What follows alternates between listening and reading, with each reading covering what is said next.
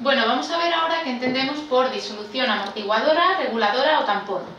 Una disolución amortiguadora es una disolución cuyo pH se modifica muy poco, aunque diluyamos, es decir, añadamos una cierta cantidad de agua, o cantidades moderadas de ácidos o bases, aunque sean fuertes. ¿Por qué es importante el mantenimiento del pH? Bueno, la mayoría de líquidos biológicos son disoluciones amortiguadoras porque las reacciones bioquímicas se tienen que dar dentro de unos márgenes muy estrechos de pH. Por ejemplo, la sangre. La sangre tiene un pH de 7,4 y una variación de más o menos 0,4 unidades, es decir, de 7 a 7,8, ya provoca la muerte del individuo, mientras que en el plasma celular el intervalo que se permite, digamos, es todavía más estrecho y tiene que estar el pH del plasma celular entre 7,38 y 7,41. Fuera de esos márgenes la célula muere.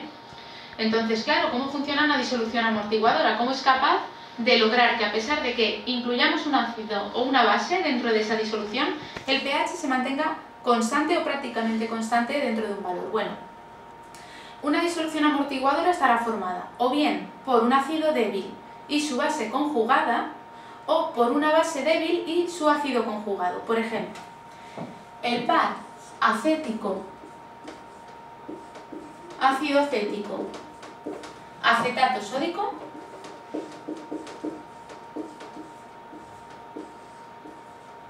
o el par amoníaco, cloruro amónico.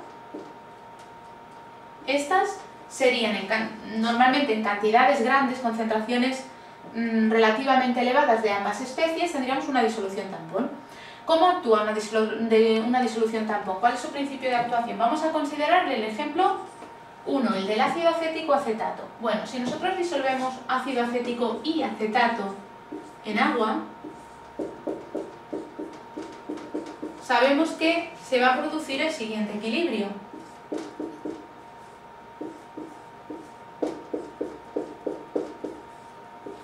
Si nosotros planteamos ahora las concentraciones iniciales como hacemos habitualmente, pues supongamos que tenemos una disolución que es 1 molar de ácido acético y 1 molar de acetato sódico. Ambas, la sal y el ácido, los disolvemos simultáneamente en la disolución. Pues las concentraciones iniciales serán 1 molar de aquí, de ácido acético, 1 molar de acetato, porque procede de la disolución del acetato sódico en agua, y de aquí no pondremos nada. Mientras que en el equilibrio, pues en el equilibrio sería 1 menos X, suponiendo que cierta cantidad de ácido se ionice. Aquí tendríamos 1 más X y aquí X. Entonces, ¿cómo funciona esta disolución para regular el pH? Pues por el principio del Le Chatelier o el efecto del ion común. Supongamos que ahora nosotros adicionamos un ácido, es decir, aumentamos la concentración de H3O+ en el medio de la disolución. Al aumentar esta concentración de aquí, el sistema que estará en equilibrio tenderá a moverse, digamos, o a evolucionar hacia aquel sentido en el que se disminuye la concentración de H3O+ para contrarrestar este aumento.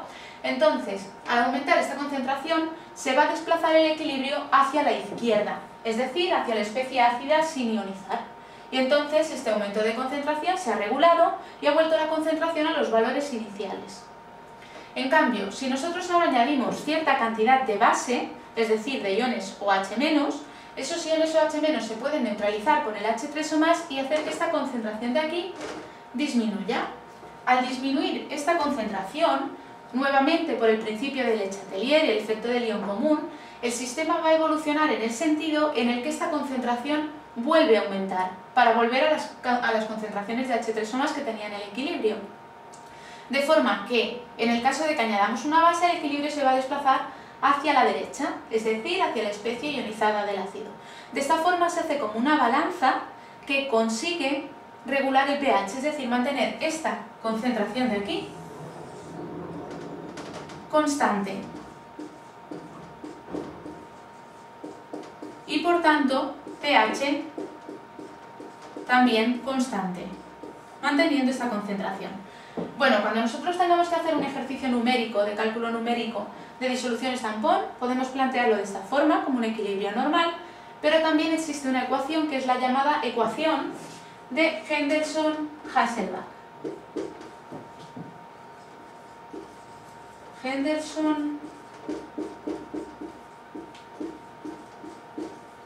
Henderson-Hasselbalch.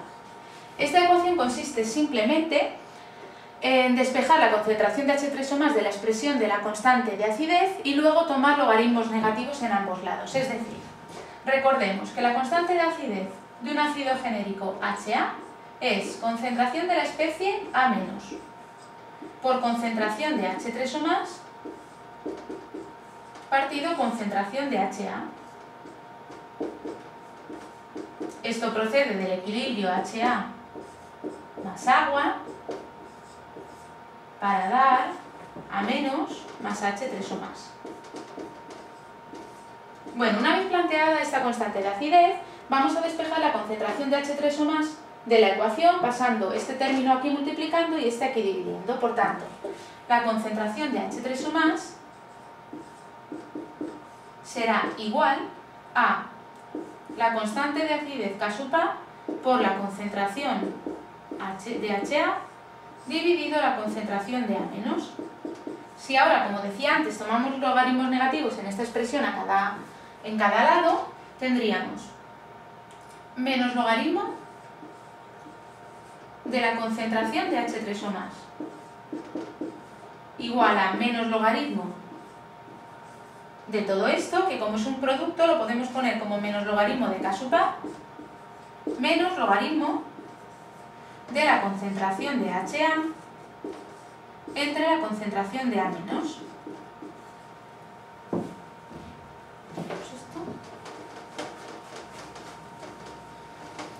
Ahora sabemos que el menos logaritmo de la concentración de H3O+ es el pH.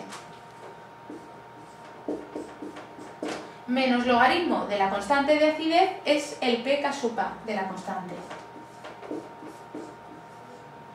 Y menos logaritmo de la concentración de HA partido concentración de A- es lo mismo que invertir esta fracción y poner el logaritmo positivo. Por tanto, más logaritmo de la concentración de A- entre la concentración de HA. Esta sería la expresión de la ecuación de Henderson-Hasselbalch. Vemos en ella que modulando las diferentes concentraciones de A- y de HA, nosotros podemos obtener disoluciones reguladoras o tampón de diferentes pHs. Pero cuando la concentración de A- y la concentración de HA son iguales, es cuando tenemos una capacidad amortiguadora mayor. Ahora supongamos esta disolución que hemos puesto al principio. Una disolución 1 molar de ácido acético y 1 molar de acetato sódico. Si le aplicamos a esta disolución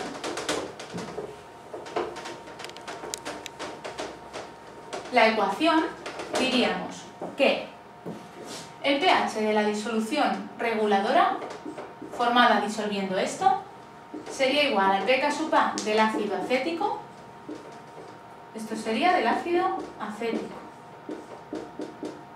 más logaritmo de la concentración de acetato de la especie ionizada, CH3COO-, dividido la concentración de la especie sin ionizar, es decir, del ácido acético, CH3COOH. Como en este caso tenemos una concentración 1 molar de ambas especies, esta fracción de aquí es 1 partido por 1 da 1 y el logaritmo de 1 es 0. De forma que en esta disolución tendríamos que el pH es igual al pK sub A del ácido acético, que tiene un valor de 4,75. En este caso esta disolución amortiguadora tendría un pH de 4,75. Quiere decir que el pH de esa disolución tiene este valor y que aunque nosotros añadamos pequeñas cantidades de ácidos o de bases o bien diluyamos, añadamos agua, este pH se va a mantener a 4,75 o bien en un entorno muy poco variable.